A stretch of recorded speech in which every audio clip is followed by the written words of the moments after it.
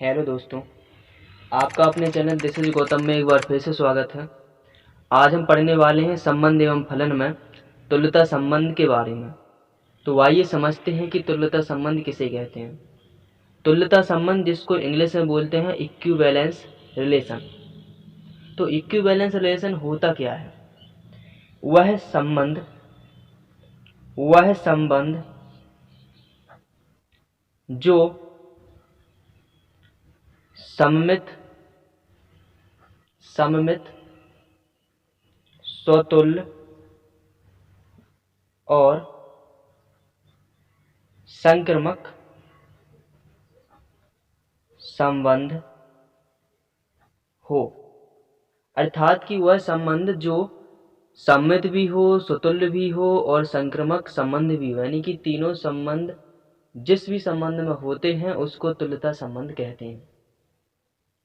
जैसे इनका परीक्षण करने के लिए हमें 3 स्टेप का परीक्षण करना पड़ता है। जैसे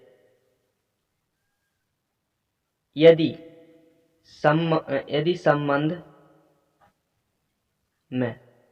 संबंध में किसी समुच्चय ए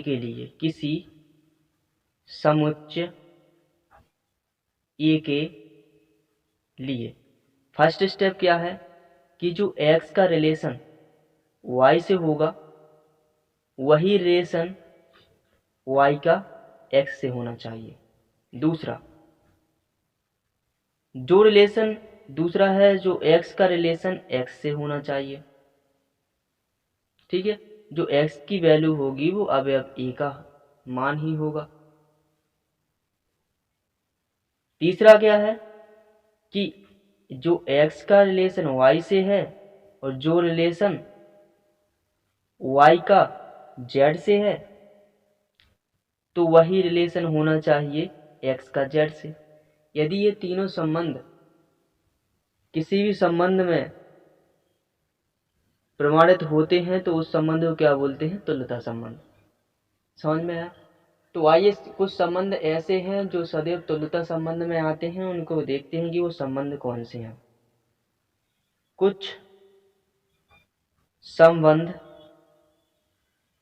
जो सदैव तुल्यता संबंध होते हैं। नंबर वन है वास्तविक संख्याओं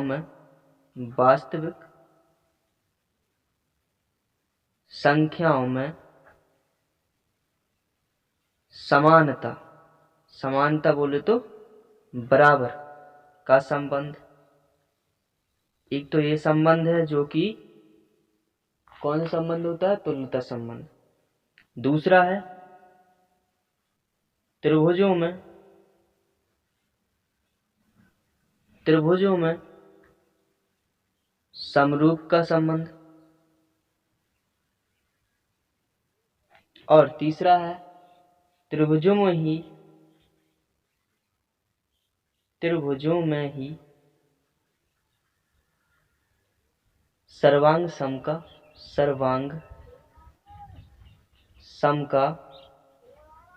संबंध। ठीक है, तो ये जो संबंध हैं ये सदैव क्या होते हैं? तुल्यता संबंध के अंतर्गत आते हैं। समझ में आया? ठीक है, चलते हैं प्रश्नावली 1G में जो पहला क्वेश्चन दिया गया है उसमें लिखा, मान लीजिए कि समुच्चय 1 2 3 4 में R जो संबंध दिया गया है इस द्वारा परिभाषित एक संबंध R है। तो ये कह रहा है निम्नलिखित में से सही उत्तर चुनिए। इसमें नीचे 4 विकल्प दिए गए हैं, इनमें से हमें एक सही विकल्प चुनना है। तो इनमें देखिए कि इसमें लिखा स्वतुल्य, सममित और संक्रामक। तो सबसे पहले जो संबंध दिया गया है इसको हम लिख लेंगे। संबंध क्या दिया गया है?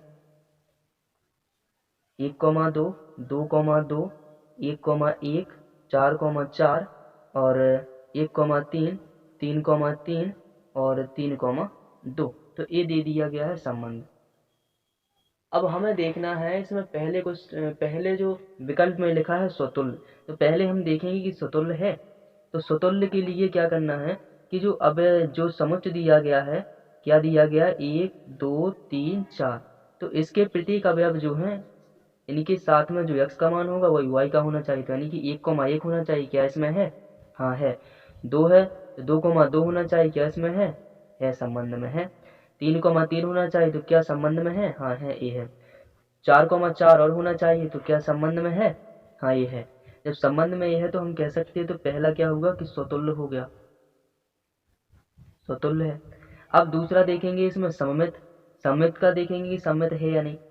तो सममित के लिए क्या देखेंगे कि जो 1 का संबंध 2 से है, ठीक है, तो इसका क्या होना चाहिए, 2 का 1 से होना चाहिए। तो क्या इसका उल्टा लिखा हुआ है कहीं, इसमें नहीं लिखा। अगर ये मान लो कि 1,3 दिया गया, ये 1 का संबंध 3 से, तो ऐसा भी होना चाहिए कि 3 का संबंध 1 से होना चाहिए, यानी कि 3,1 होना चाहिए। क्या इसमें है, नहीं है। जब ये नहीं है तो हम लिख सकते हैं कि सममित नहीं है, सममित नहीं है, ठीक है। अब हमें क्या देखना है कि इसमें देखना संक्रमक, संक्रमक के लिए देखते हैं। संक्रमक, जैसे मान लिया 1 का संबंध 2 से है, 2 का संबंध किसी और से दर्शाया गया, नहीं दर्शाया गया। अब यहाँ चलते हैं, 1 का संबंध 3 से है, ठीक है, 3 का संबंध किससे है, 2 से है। कहे कि 1 का संबंध 3 से, 3 का संबंध 2 से, तो क्या होना चाहिए, 1 का संबंध 2 से होना चाहिए। देखो इसमें दिया गया कहीं, हाँ ये दिया गया। तो ये ग्रुप मिल गया कि जो 1 का संबंध 3 से है वही संबंध 3 का 2 से दिया गया, तो वही संबंध होना चाहिए 1 से 2 का। तो ये दिया गया है इसमें, तो हम लिख सकते हैं ये कौन सा संबंध है, संक्रमक संबंध है,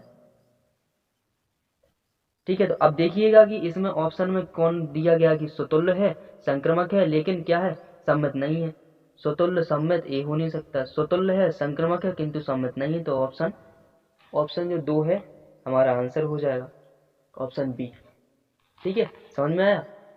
आइए चलते हैं नेक्स्ट क्वेश्चन पर। क्वेश्चन नंबर पहले का जो दूसरा है उसमें लिखा हुआ है कि मान लीजिए समुच्चय n में, n बोले तो नेचुरल नंबर, नेचुरल नंबर मतलब होता है प्राकृतिक संख्याओं में, यानी कि प्राकृतिक संख्याओं के समुच्चय में जो रिलेशन दिया गया है कि a और b इस प्रकार है कि जो a का मान है b के मान से 2 कम है और b का मान है जो 6 से अधिक है, द्वारा प्रदत्त संबंध है r है, निम्नलिखित में से सही उत्तर चुनिए। जो नीचे 4 ऑप्शन दिए गए हैं इनमें से हमें सही उत्तर का चयन करना है।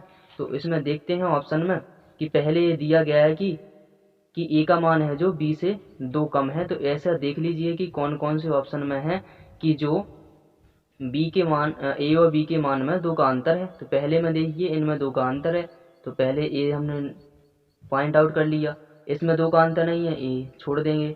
इसमें 2 का अंतर है, ले लेंगे। इसमें 2 का अंतर नहीं है, छोड़ देंगे। तो केवल हमें अभी 2 पता चले। अब दूसरा जो दिया गया है संबंध कि क्या दिया गया है कि जो b का मान है, b का मान है जो क्या होना चाहिए, b का मान होना चाहिए कि 6 से अधिक हो। तो जो 2 संबंध बचे a और c बचे थे, जो इनमें देखिए कि b का मान कौन में 6 से अधिक है। तो दूसरा वाला जो b का मान होता है तो इसमें 4 है, तो ये तो 6 से कम है, तो ये नहीं हो सकता है। फिर देखिए दूसरा a पॉइंट आउट किया था, तो इसमें देखिए कि ये है b का मान 6 से अधिक है। तो यानी कि ये दोनों संबंध जो दिए गए हैं इसका पालन कर रहा है, यानी कि a और b के बीच का अंतर कितना है, 2 है, और b का मान 6 से अधिक भी है। तो हमारा आंसर हो जाएगा कौन सा, option number C, option C. और सी में क्या दिया गया है, 6,8 हैं जो बिलोंग करते हैं आर से। समझ में आया, इस प्रकार से कर सकते हैं। आइए चलते हैं नेक्स्ट क्वेश्चन पर, क्वेश्चन नंबर 2 पर। प्रश्नावली 1G का जो 2 क्वेश्चन है तो उसको देखते हैं क्या लिखा हुआ है। लिखा है कि सिद्ध कीजिए कि आर में, आर मतलब है रियल नंबर, रियल नंबर जिसको बोलते हैं हिंदी में वास्तविक संख्याएं, में संबंध दिया गया है कि ए और बी इस प्रकार है कि ए का मान छोटा है बराबर है बी के, द्वारा परिभाषित संबंध आर स्वतुल्य तथा संक्रमक है किंतु सम्मित नहीं है। तो सबसे पहले देखिए कि जो समुच्चय दिया गया है आर, तो आर जो समुच्चय है, समुच्चय जो दिया गया आर में, समुच्चय आर में कि जो संबंध दिया गया है क्या है कि ए और बी इस प्रकार से हैं कि जो ए का मान है बी से छोटा भी हो सकता है और बराबर भी हो सकता है। तो इसमें हम सबसे पहले देखेंगे, इसमें लिखा स्वतुल्य, तो स्वतुल्य के लिए देखते हैं। स्वतुल्य के लिए, स्वतुल्य के लिए क्या है कि जो ए का मान है बी से छोटा भी है, बराबर भी हो सकता है। क्या समतुल्य के लिए ऐसा लिख सकते हैं कि ए का मान स्वयं से, यानी कि ए का मान स्वयं से छोटा तो हो नहीं सकता लेकिन बराबर जरूर हो सकता है, यानी कि ए बराबर ए हो सकता है कि नहीं। जब ये हो सकता है तो हम कह सकते हैं कि ये स्वतुल्य संबंध है, स्वतुल्य है। ठीक है, अब फिर देखते हैं संक्रमक के लिए। संक्रमक के लिए क्या देखना पड़ता है, मान लेते हैं कि ए और बी और सी जो तीन अवयव हैं जो आर के हैं। ठीक है, जब ये आर के जो तीन अवयव हैं तो इनमें जो चिन्ह लगा हुआ है छोटा है या बराबर है, तो ए का मान ए दिया ही गया है कि बी से छोटा है और बराबर भी है, तो मान लिया कि वही संबंध बी और सी में दिया गया। जब ये संबंध ए दिया गया तो हम इसको ऐसा लिख सकते हैं कि ए का संबंध बी से भी वही होगा, ए का संबंध सी से भी वही होगा, क्या होगा कि छोटा और बराबर का। जब ये ऐसा ही संभव है तो लिख सकते हैं कि ये संक्रमक संबंध है, संक्रमक है। ठीक है, अब इसमें लिखा हुआ है अगला कि सम्मित नहीं है, तो सम्मित के लिए क्या होना चाहिए, देखिए सम्मित के लिए लिखा हुआ है, ये हो गया इतना। सम्मित के लिए देखेंगे जो दिया गया है ए का मान है बी से छोटा है बराबर है, तो क्या हम ऐसा लिख सकते हैं कि जो बी का मान छोटा हो सकता है ए के, तो नहीं लिख सकते। जब ऐसा नहीं लिख सकते तो लिख देंगे कि ये सम्मित नहीं है, सम्मित नहीं है। ये हो गया अपना प्रूव्ड, समझ में आया। इस प्रकार से हम इसको हल कर सकते हैं। आइए चलते हैं नेक्स्ट क्वेश्चन की ओर। नेक्स्ट क्वेश्चन है क्वेश्चन नंबर 3।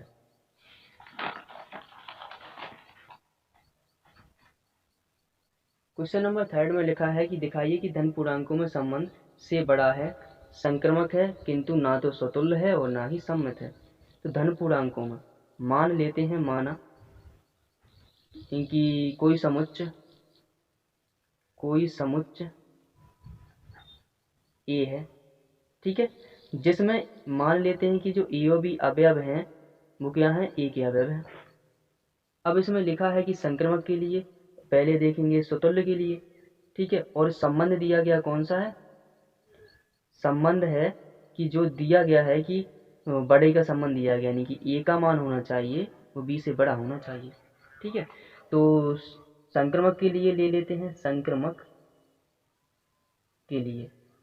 के लिए हमें कम से कम 3 अवयव की जरूरत पड़ेगी। तो 3 अवयव ले लेते हैं, ए बी सी, जो अवयव हैं ए के।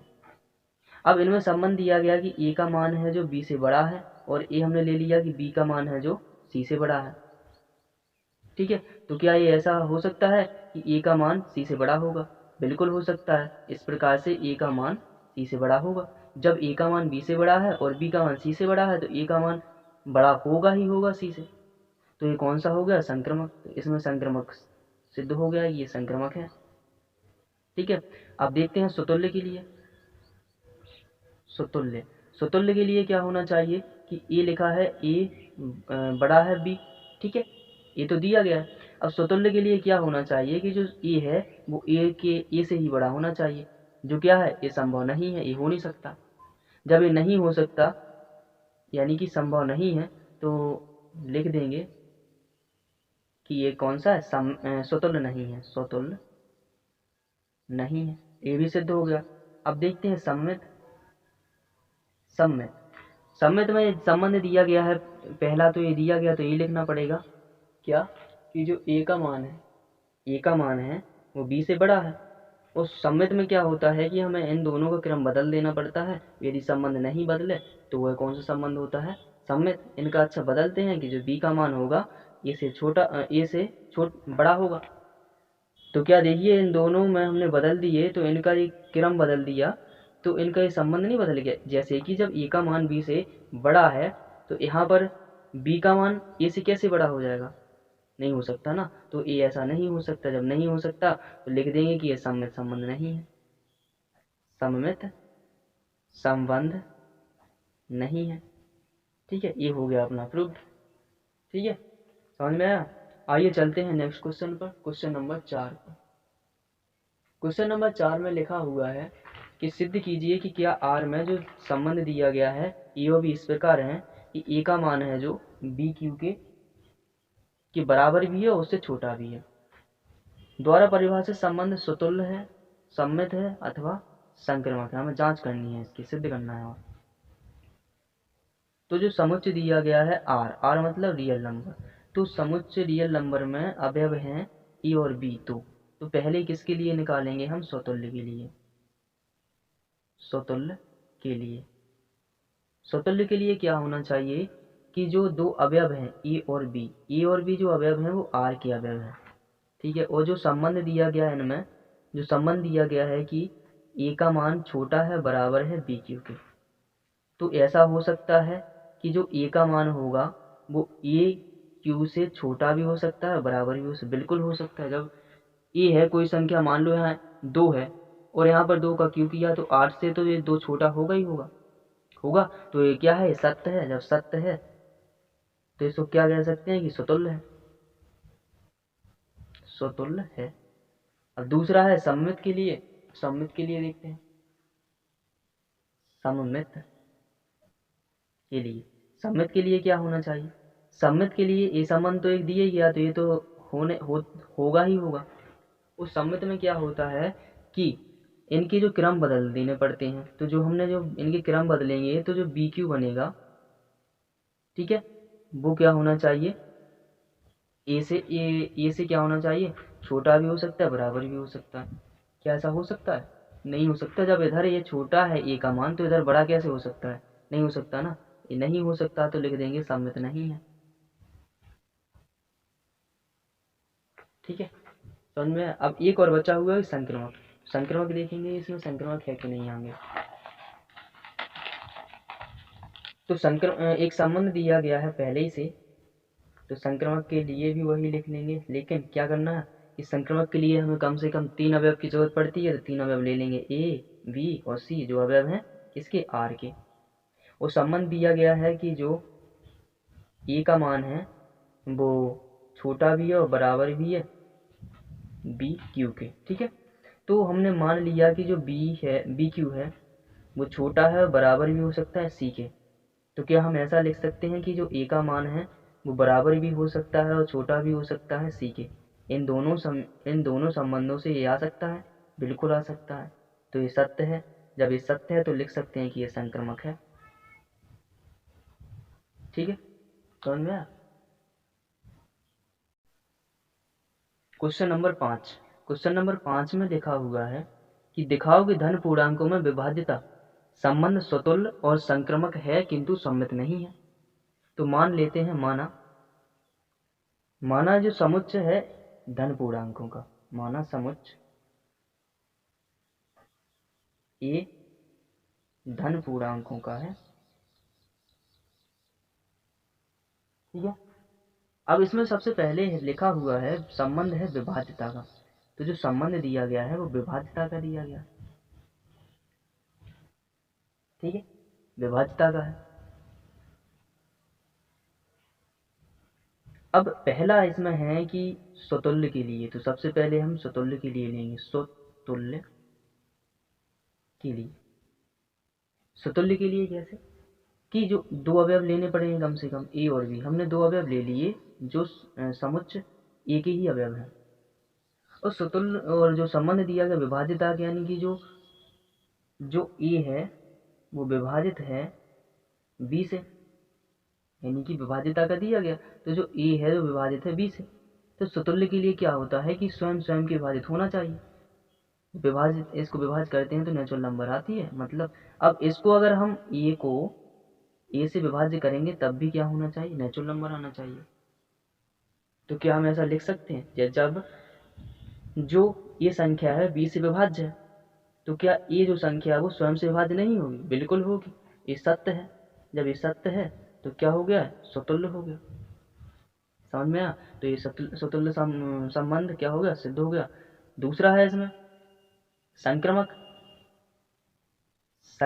संक्रमक के लिए क्या कम से कम हमें 3 अवयव की जरूरत पड़ती है।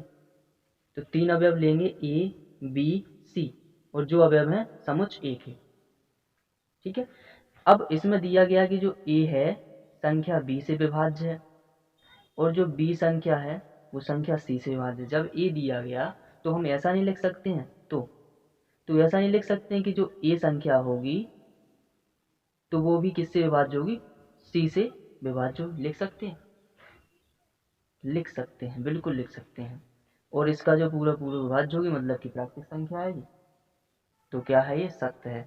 जब ये सत्य है तो इसको क्या लिख सकते हैं हम कि ये कौन सा संबंध है, संक्रमक संबंध, संक्रमक संबंध यानी संक्रमक है। तीसरा है इसमें सम्मित, सम्मित की भी जांच करेंगे। सम्मित के लिए, सम्मित के लिए, सम्मित के लिए क्या करना, तो पहला दिया गया कि जो ए है बी से क्या है, विभाज्य। ठीक है, लेंगे वही कि जो ए और बी अवयव हैं वो किसके हैं, ए के हैं। पहला है जो बी से विभाज्य। ठीक है, यदि हम इसको उल्टा लिख दें तो बी विभाज्य है ए से, ऐसा नहीं हो सकता ना। क्यों नहीं हो सकता, क्योंकि ये दोनों ए और बी बराबर नहीं है। ठीक है, जब ए और बी बराबर नहीं है तो लिख सकते हैं कि जो ए का रिलेशन बी से है वो रिलेशन बी का ए से रिलेशन नहीं है, यानी कि विभाज्यता का नहीं है। यहाँ से हमें पता चला। तो हम कह सकते हैं कि यह सम्मित संबंध नहीं है, सम्मित संबंध नहीं है। ये प्रूव्ड हो गया, तीनों संबंध समझ में आया। ठीक है, आशा करता हूँ आपको वीडियो पसंद आई होगी और क्वेश्चन अच्छी तरह से समझ में आए होंगे। यदि आपने अभी तक चैनल को सब्सक्राइब नहीं किया है तो चैनल को सब्सक्राइब कर लीजिए और वीडियो को अपने दोस्तों में शेयर कर दीजिए, ताकि आपके दोस्त भी इस क्वेश्चनों को अच्छी तरह से हल कर पाएँ और आगे बढ़ पाएँ। थैंक यू सो मच, मिलते हैं अगली वीडियो में।